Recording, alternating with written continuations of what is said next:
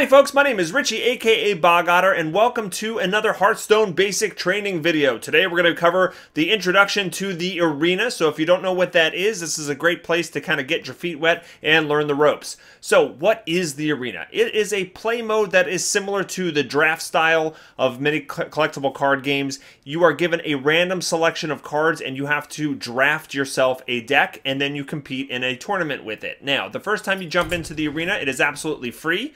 So you get a free run at the arena. The subsequent times you can actually spend $1.99 or 150 gold to jump in there. So I'm just going to show you what it looks like when you jump in. The first thing that's going to happen is you're going to get to choose from a random selection of heroes. Okay, they're going to give you one of three, and your choice is up to you, and that is going to determine what class-specific cards are randomized in the mix along with the neutral cards. So which class should you play? Well, the first time you go through, or the first couple times you go through, you should probably play to your strengths. Play to the class that you're the most familiar with. Which cards do you have an understanding of already? Which ones have you had most success in other game modes so far? Beginner arena players may find that the mage, paladin, and druid are the most straightforward. It doesn't mean they're necessarily the best. They're just less nuanced than some of the other ones. I would consider the mage is probably the top. It's got a lot of very powerful common cards in it that come up quite often in the arena. Plus the hero power is very versatile and powerful. But both the druid and the paladin also have a lot of very powerful common cards as well. As far as the hardest goes to play, I would think that the Warlock is a little bit challenging, especially for beginning characters. A lot of people don't like the Hunter in the arena. I've actually had a lot of success with it, so your mileage may vary. So once you choose your hero and select him, they're going to start the draft right away. They're going to give you a random selection of cards. I get to choose one of these three. It'll go into my deck, and the other two get thrown away, and then I will get another random selection. You do that 30 times, and that builds your deck. Now, the rarities of the cards that you're given are randomized. You will get some rares in your deck. A lot of them will be common. If you get extremely lucky, you might get some epics or some legendaries in there. But the choice will always be between 3 cards of the same rarity. Now, you can stop this at any point. I can actually close out of here, shut down Hearthstone, go grab myself a sandwich, and then come back here, and look, it'll bring me right back to the place in the draft. So you don't have to do it all in one shot. You don't have to play all your games in one shot or even draft the deck. So really, it pays, especially when you're a beginner, to take your time and really think about each choice. There's no sort of time limit here, so patience is key. Now, once your deck is completely drafted, you will play a series of matches against other people's arena decks. And you're going to keep playing until you either hit 12 wins or 3 losses, whatever comes first. There are prizes that you are awarded based on how well you did in your arena run. The more wins that you get, the better the prize. Now here's one way to look at things. When you're going to buy a pack from the store, it costs you 100 gold, and that gives you a pack of cards. To play in the arena, it costs you 150 gold, but you are guaranteed to at least get 1 pack of cards even if you lose 3 games straight. So what does that mean? That means at the very worst, if you bomb all 3 games, you're at least going to walk out of there with a pack of cards, and so you will only lose about 50 gold worth of value. Now, if you manage to squeak out 3 wins or 4 wins, you can actually break even because the rewards that you get can be a pack of cards and around 50 gold. So that way you're walking away with the same value that you put in, plus you got to practice a bunch of matches and level up your characters. Now, if you manage to get 7 wins, chances are you're going to get a pack of cards plus 150 gold, which will fuel your next arena run. So that way you can actually kind of go infinite and keep going back into the arena. Now, if you go all the way up to 12 wins, you're going to get at least 1 pack, sometimes 2 packs, golden cards, maybe a legendary. You're going to get about 220 to 235 gold, some crafting dust. You'll get a whole bunch of goodies if you can get up that far. But now we're getting ahead of ourselves. The point is, playing in the arena is a great way to start building up your cards, learn the game, learn what the other kind of classes can do, really see a variety of cards, and kind of help build your collection up so you can get prepared for ranked mode. So what kind of cards are you looking for when you build an arena deck? Well, if you haven't seen my other basic training videos, you should go watch those as well. One of them is going to show you how to evaluate minions to find out whether or not they are worth the mana cost. And the other one is about getting card advantage. So both of these principles are key to the arena. The top things you're looking for are removal spells and good removal spells. Some removal spells kind of suck. You also want cards that give you card draw or card advantage. And you also want efficient creatures. The things that you don't want are cards that rely on other cards to be good. The reason for this is you're going to get a random selection of cards. So if I chose this coldlight seer right here, which is Battlecry, gives all other Murlocs +2 health, I don't know if I'm going to get a single other Murloc this entire arena run. So value cards that rely on other cards to be good much, much less in the arena. You want cards that provide value on their own. This is why Warlock decks and Hunter decks are sometimes a little bit challenging to play in the arena, because they have a lot of cards that either require demons or beasts in order to synergize well. So what if I'm drafting a Warlock deck and I don't get a bunch of demons? Same thing is true with the Hunter. That doesn't mean it's impossible to play them in the arena, it's just a little bit more challenging. At the start of your draft, you just want to choose the best card of the three. You're not really kind of looking at the rest of the deck as a complete puzzle yet. You're just going to start off tackling the best things. I think the Twilight Drake and the Sunwalker are both really good here. I'm going to value the Sunwalker a little bit higher, and I'm going to snag this. Same thing goes with the next couple picks. Continue to pick the cards that you think are the best without worrying about the mana cost or how they fit into the deck. This particular pick isn't very good. All three of these cards are below average. I'm going to pick the Dread Corsair here because warriors tend to have fiery war axes if I get lucky, and maybe that'll synergize well. Okay, and this pick is much, much easier. Shield Bearer stinks. Acolyte of Pain can give you some card advantage, not great in a warrior deck, but the Arcanite Reaper is an absolute beat stick, so we'll put that in our deck. Rampage is one of those cards you have to watch out for. Not only is it conditional because it has to be put on a damage minion, but it also can be deceptively good. Oh my gosh, did you remember that one time I had that Raging Worgen out and he was damaged and enraged and had Wind Fury, and then I put the Rampage on him and he just won me the game? Yeah, don't count on that happening too often. More often than not, Rampage will sit in your hand unusable, and when you can use it, then the opponent will actually just get a 2-for-1 deal with a polymorph or something like that, take out your creature. So be careful of cards like Rampage. Yes, they can be good in very situational circumstances, but most of the time it just is a flat-out dud. I'm going to take the Jungle Panther. Okay, another good example here, Grimscale Oracle. Relies on other Murlocs, I'm not going to take it. Alright, one thing that you want to kind of try to look out for is you want to have some good 2-drops in your deck. A lot of arena matches are decided by the tempo, and by tempo, it means you're getting out creatures early and making efficient trades with those creatures. Alright, when you're looking for a 2-drop, you are looking for a 2-3 creature or a 3-2 creature. It's probably slightly preferred to get 3-2 creatures, but either one will work, even if you don't have the attack power of the weapon, which in this case it does synergize well with my Arcanite Reaper. But even if you're playing a mage deck, something like the Bloodsail Raider is perfectly fine. You want to have a couple of decent 2-drops in your deck for the arena. Don't get frustrated if you get some of these kind of picks in the draft, alright? You're not always going to have shining jewels. You're not always going to have great things. Sometimes you're choosing between a pile of and a pile of in this case, I'm going to go with the Don't feel like you have to put 1-drops in for the sake of having some 1-drops. Some of them are just not worth it. Stone Tusk Boar may be okay on turn 1, but do you really want this coming into your hand in turn 9 or turn 10? No, I don't think so. I'm choosing the Fen Creeper. Alright, this particular pick comes down to the Spellbreaker versus the Arathi Weaponsmith. Spellbreaker's decent, the silence can come in handy, but the Arathi Weaponsmith is just a lot of synergy with a couple of the pirates that I have already in the deck and the warrior's propensity for using weaponry. So we're going to snag that guy. Voodoo Doctor is not really good. Turn 1, you kind of waste the battle cry, but if you put him out on turn 9, then a 2-1 body really doesn't do much. Shield Block's decent. It can never be awful if it allows you to draw a card. It just doesn't have a lot of impact on the board. The Warsaw Commander, however, allows my 3 or less attack minions to actually charge right away, and I have quite a few of those already in the deck, so I'm actually going to choose the Warsaw Commander. This is a rare pick here. The Mana Wraith is pretty useless. It doesn't really do well for the mana cost, and it also gives you and your opponent a disadvantage. Stampeding Kodo is almost a guaranteed 2-for-1. He can actually do a 3-for-1 in some cases. If his Battlecry destroys a weak minion and it takes 2 other minions to actually take him out, it could be quite effective. The Twilight Drake is also very good. Most likely it's going to at least come out as a 4-5 for 4 mana, which is the same as a Chillwind Yeti, and that's actually really good value. Out of the 2 of these, I'm probably going to favor the Stampeding Kodo. Alright, as I said earlier, removal spells are something that you want to choose as a premium. Heroic Strike can act as removal, so we're going to do that.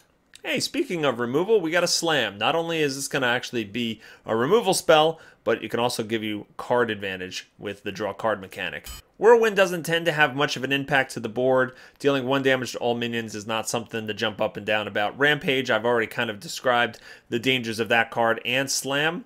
just really good. Be mindful of cards that say like Wind Fury on that. They look all sexy just sitting there. Wow, he can attack twice in his turn, but the problem is he's going to come into play for 3 mana, and guess what? The opponent's 2 mana creatures can take this guy out before you ever get a chance to use the Wind Fury. Not a good card.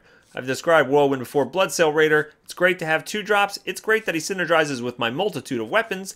That's going to be a really good card in this deck. Card draw is key, but this guide actually doesn't do much on the board for you. So it's not an awful pick, but not something I'm going to pick very highly. Dragonlane Mechanic is decent for 4 mana. You get a 2/4 and a 2/1.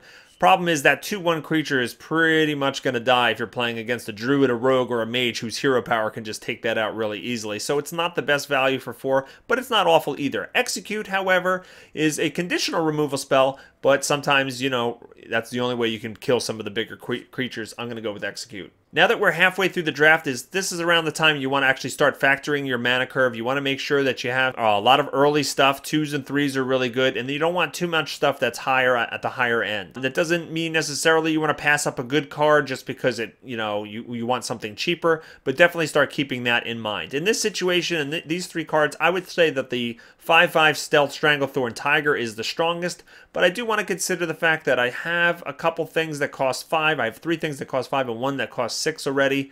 However, neither one of these 2 creatures kind of fills me with enough excitement to pass up the Stranglethorn Tiger at this point. So I'm choosing that. Okay, we've talked about the Voodoo Doctor, the Dread Corsair before. The Swamp Ooze is one of the best 2-drops in the game. It's a 3/2, which is ideal stat combination for 2 mana, and it also has the additional advantage that you can destroy your opponent's weapon. Really useful against rogues and warriors and some of the other classes as well. Paladins, hunters, you know, shamans sometimes, other classes. Cards like the Venture Company Mercenary might look like something you want to pass on because the disadvantage is your minions cost 3 more. But look at this. For 5 mana, you're getting a 7/6 creature. That guy cannot be ignored by the opponent. Most likely he's going to spend a lot of resources the next turn to try to take this thing out before you can hit him for 7. And so if he does take it out, well, then you don't have the disadvantage and you most likely made the opponent use a lot of resources. And if he doesn't take it out, well, then you just hit him in the face for 7. Win-win! Okay, the Mana Addict, we're not going to be casting a lot of spells, and plus the +2 attack only lasts for 1 turn. Not a very good card. Coldlight Oracle makes me and the opponent draw 2 cards? Nah. Sunfury Protector, however, is a great 2-drop, 2/3 for 2, which is good, and it can give additional adjacent enemies taunt. I'm choosing that. For this pick, I'm going to go with the Injured Blade Master. He is a 4/3 for 3 mana.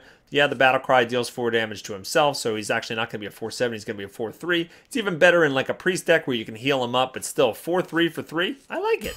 All 3 of these cards I wouldn't mind having in my deck. The Wolf Rider kind of acts as removal. The Stormwind Champion's probably the strongest overall. He can come out late in the game and help push your minions over the edge. But I'm going to go with Heroic Strike because I'm a little bit light on removal and I like having options like this. I spoke earlier in the video about card advantage. The Gnomish Inventor gives you a 2/4 body for 4 and allows you to draw a card right away. You want to have a constant influx of cards as much as possible. So even though the Warsong Commander is very good, I already have one of them in my decks. And I'm going to choose the Gnomish Inventor. Being able to silence can sometimes come in handy, but a 2/1 body for 2 mana is not enough to take the Ironbeak Owl in this case. Warsong Commander we've talked about. I would like to have more than one in my deck, but the Colt Master allows me to get more cards, and that's pretty important. The way to play this guy is you want to make sure that you're playing him in a turn where you're about to lose a minion anyway. If at all possible, you want to get that card draw before you pass the turn, because otherwise the opponent is most likely just going to take your Colt Master out first. Now we're getting to some removal. Cleave. 2 damage to 2 random enemies. Sold. Bloodfen Raptor would be nice in the deck, but Cleave is better. More card advantage from the Gnomish Inventor. People like taunt cards a whole lot. I see that on my videos all the time. Hey, you didn't play enough taunts. You don't have enough taunts. Well, you know what? Taunts aren't always that good. There are a couple of them that I really like. I like the Fen Creeper. I like the Tazdingo Senjin Shieldmaster, the 3/5 for 4 mana. Mogashan Warden, however, I don't like that much. Really, he's just a stall tactic, and that's not enough to put him in my deck. Fairy Dragon, a 3/2 for 2 that can't be targeted by spells or hero powers. Sold! I don't like 3-drops like the Raid Leader that can be killed by things that come out on turn 1. Okay, a Worgen Infiltrator will be able to kill my 3-drop Raid Leader unless I can protect him somehow, and his effect is not enough to make me love him anymore. River Croc is completely average. A 2/3 for 2 is fine to put in your deck, but I'm going to go with the extra removal. Inner Rage can sometimes be useful if you have a lot of enraged creatures, but overall it usually doesn't have much of an impact on the board. To evaluate Frost Elemental, all you need to do is look right over here at the Boulder Fist Ogre. Okay, for the same mana, you're going to get a 6/7 or a 5/5. Now, this is obviously much less, but let's look at the battle cry. It allows you to freeze a character. Well, it doesn't kill the character, it kind of just delays a character, and I don't think that's enough to give up 1 point of attack and 2 points of health. The Boulder Fist Ogre is the efficiency monster of the Hearthstone arena. Him and the Chillwind Yeti are some of the best stats that you're going to get for the mana cost, and this is a good example of why the arena is fun. Boulder Fist Ogre does not make it into many constructed decks at all. However, he's really good in the arena, so I'm going to choose him. We talked about how bad the Coldlight Oracle is before. The Abomination and Demolisher are both okay. The Abomination is good in certain kind of decks. I have a lot of kind of cheap creatures that could die to this effect. I don't really need this taunt that bad, so I'm actually going to pass on this. Demolisher is really hit and miss. If you can protect it and keep it alive, it absolutely wrecks the enemy, but usually what it does is it comes out and it takes the first removal spell from the enemy and leaves the board. But still, it's not a bad card because at least you're forcing the opponent to use some of that removal. The Ancient Mage does not have a good battle cry or the stats to make up for the 4 mana cost. Mind Control Tech, you got to view him as just a 3/3 for 3 mana. It's actually pretty decent, and if you actually do get behind and your opponent's got 4 or more minions, then you actually get to take one of them over, which can give you some significant advantage. Commanding Shout is fun because you can make it so that your enemies don't die that turn, and the saving grace of the card is that you get to draw a card in return, so it's never quite awful. I'm going to actually go with the Commanding Shout. And there is my deck. A little bit of an advanced strategy here, but keep in mind the sweet spot in the mana curve for certain classes. For example, the Mage and the Paladin specifically have a lot of common cards in the 4 mana slot that are extremely powerful. So as a Mage, you want Fireballs, Polymorphs, and Water Elementals in the 4 slot. So make sure you're not taking a lot of things that cost 4 mana that are going to get in the way of these 3 things. You can still take things like Chillwind Yetis or Sen'jin Shield Masters, but try not to take a lot of cards like Dragonling Mechanic or Colt Masters or Oasis Snapjaws, because you're going to get bloated in that mana slot. Same thing goes with the Paladin. Let's look at the 4 casting cost stuff on the Pally. We've got Consecrate, Hammer of Wrath, Blessing of Kings, True Silver Champions, all things you want in your Paladin deck, so be careful of that 4 mana slot. Now let's talk a minute about arena ranking lists and guides. There are many resources on the internet for helping you with your Hearthstone arena matches. I'm going to caution you that yes, these tools can be very helpful, especially in the beginning, getting your mind wrapped around of which cards are actually decent to play and which ones actually stink. One of the dangers of using a tool like Trump's Arena Tier List for neutral commons is the fact that you are evaluating these cards in a vacuum. It's not looking at the rest of your deck, it's not looking at your mana curve, it's just flat out telling you which cards are the best in a vacuum situation. As long as you keep that in mind, it's a pretty good tool to actually start to read what are the thought processes about evaluating these cards. But do keep in mind that your personal preferences and playstyle will also play a factor in this. I will list in the description of this video some of the tools that I use quite a bit. Trump's lists are pretty good for the arena cards. I also use Anti-Gravity's drafting spreadsheet here. This is actually a Google Doc that you can click on the different classes, and it'll actually rank the legendaries, epics, rares, and commons in order that you should kind of consider them. One resource I particularly like is iHearthU's Vivifringe's Guide to the Arena, because not only does it have some rankings and goes over the different classes, but it has a whole section in the beginning here that just goes over the general principles and strategies of making a successful arena run. So I'm going to put all these links to the resources in the description below. Take them with a grain of salt and please use them carefully. It's better to kind of learn things on your own before you jump right to the guides and right to the rankings. Trust me, you don't want to make that mistake. Well, that's going to wrap things up. I hope this helped you jump into the arena. Let me know in the comments below if you found this video helpful. If you're a first-time arena runner, let me know how you did in the comments field below as well. Now, before you go, there are many things to click on the screen here, so go ahead and click them. These are my other basic training videos up there. One of them is for card advantage, and one of them is for a minion evaluation. Please subscribe to the channel so you can be notified when future videos are released, and I hope everybody has a fantastic day, and I'll see you next time.